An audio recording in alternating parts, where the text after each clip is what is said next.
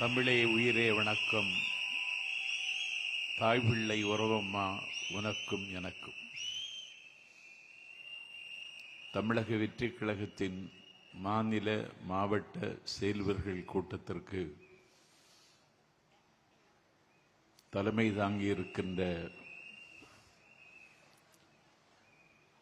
கோடி நிலாக்களுக்கு குளிர்ச்சி தருகிற எங்கள் கொற்றவன், தமிழ் மக்களின் துயரங்களுக்கு ஆறுதலையும் துன்பங்களுக்கு விடுதலையையும் கனவுகளுக்கு நம்பிக்கையையும் தருவதற்கு காலம் தந்த தலைவர் தளபதி விஜய் உள்ளிட்ட அனைவரையும் வணங்கி மகிழ்கின்றேன். இன்றைக்கு மொழிப்போர் தியாகிகள் நினைவு நாள்.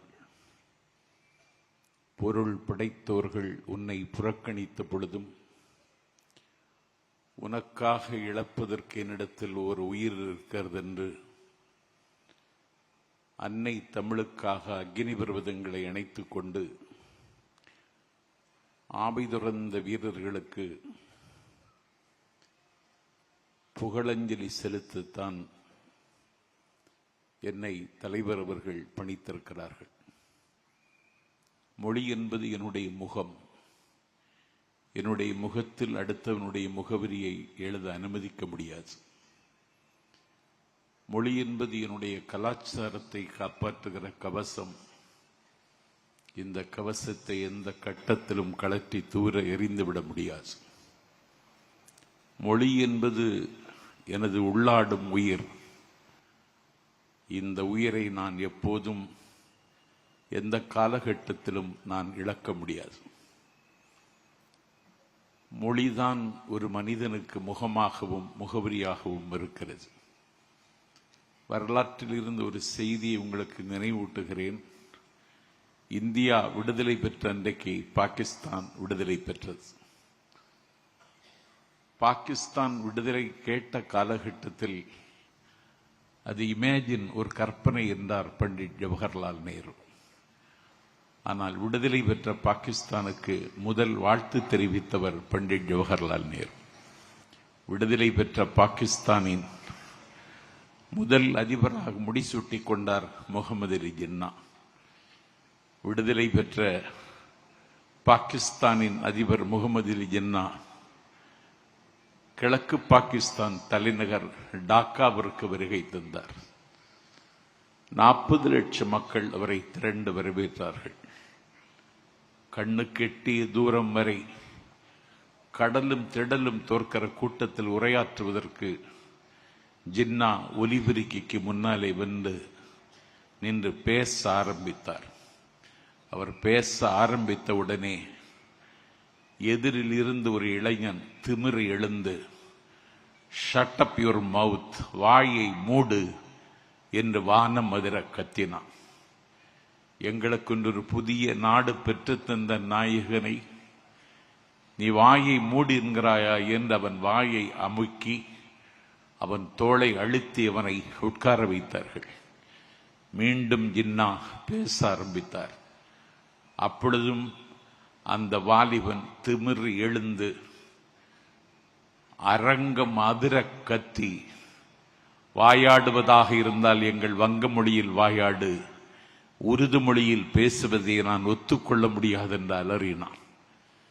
அவனை குண்டுக்கட்டாக தூக்கி வெளியில் வீசி எறிந்தார்கள். அன்றைக்கு வெளியே தூக்கி வீசி எறியப்பட்டவன் தான் வங்காளதேசம் என்கிற நாட்டுக்கு முதல் அதிபராக முடிசூட்டப்பட்ட முஜிபுர் ரஹ்மான். ஆகவே சாதி மனிதனை ஒன்றிணைக்காது, சமயம் மனிதனை ஒன்றிணைக்காது, மொழிதான் மனிதனை ஒன்றிணைக்கும். முகமது அலி ஜின்னாவும் முஸ்லீம், முஜிபுர் ரஹ்மானும் முஸ்லீம். ஆனால் மொழிதான் மனிதனை ஒன்றிணைக்கும் என்பதற்கு வரலாற்றில் இது ஒரு சாட்சி. அந்த மொழிக்காகத்தான் எங்கள் வீரர்கள் தத்தம் உயிரை அன்றைக்கு தாரை வார்த்து தந்தார்கள். துறையூரில் இருந்து அஞ்சானஞ்சன் பட்டுக்கோட்டை அழகிரிசாமியின் தலைமையில் சென்னை வரைக்கும் அன்றைக்கு நடந்து வந்தார்கள். பாலோடு நேர்தமிழும் பைந்தமிழ் மாக்களும் ஆலோடு வேறென்றறிந்திருந்தும் ஆள வந்தார் மேலோடு பேசிவிடுவரேன் அவ்வாட்சி சாலோடு நீர் என்று கூவிடுவாய் கருங்குயிலே என்று இளைஞர் துடிக்கின்றார் தமிழின் நிலை எண்ணி கிளைஞர் அடைகின்ற கேடுபறார் இங்கு விளையாட வேண்டாமே ஆள வந்தார் வாழ்வின் களை நீக்குக கூவாய் கருங்குயிலே என்று துறையூரிலிருந்து சென்னை வரைக்கும் நாடுதர பாடிக்கொண்டே பட்டுக்கோட்டை அழகிரிசாமி அன்றைக்கின்ற பயணத்தை நடத்தினார். 8 திசையும் 16 கோணத்திலும் மொழிக்காக மூண்டெழுந்த போர் உலக வரலாற்றில் எந்த நாட்டிலும் இல்லை. பட்டுப்பூச்சிகளின் பிரதேசம் வியட்நாமில் பௌத்தத்திற்காக புத்த பிட்சுக்கள் தீக்குளித்தார்கள். ஆனால் மொழிக்காக தீக்குளித்த மரபு தமிழர்களுக்கு மட்டுமே உரிமையுடைய போர் இந்த போர். நாங்கள் இந்திய ஆதிக்கத்தை எதிர்க்கிறோம், இந்தி என்கிற மொழியை எதிர்க்கவில்லை. Hindi is a symbol of domination. Hindi is a symbol of Delhi. Hindi is a symbol of religion. Hindi is a symbol of Manudharma. Hindi is a symbol of disintegration. Hindi is a symbol of discrimination. இந்திய அநீதியின் சின்னம், ஆதிக்கத்தின் சின்னம், மதத்தின் சின்னம், மனுதர்மத்தின் சின்னம், பிரிவினையின் சின்னம். அதனால் நாங்கள் எதிர்க்கிறோம்.